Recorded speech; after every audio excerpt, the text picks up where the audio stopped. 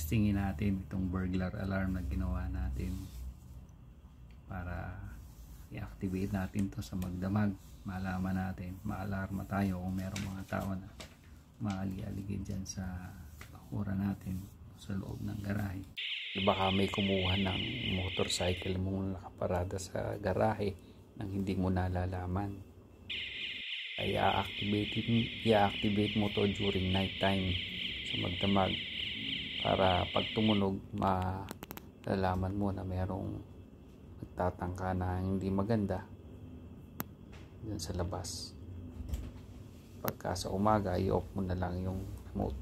Ito naman ngayon yung wiring diagram mula dyan sa circuit breaker sa load side ay may 15 amperes ang rating ng ating circuit breaker.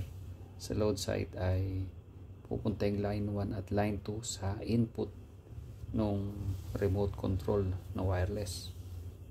Tapos may color coding na 3 wire yung ating motion sensor, isang brown, isang blue at saka red.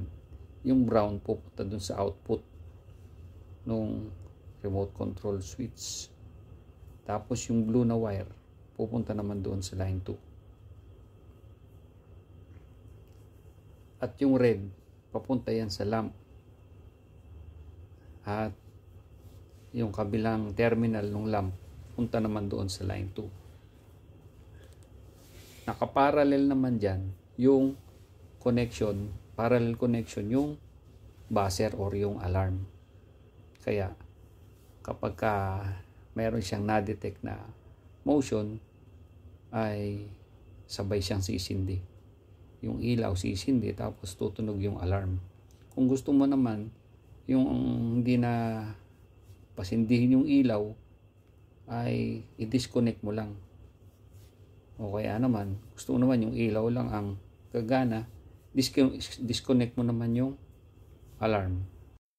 Ganun lang guys, i-on mo lang doon nung sa gamit yung remote control switch sa magdamag.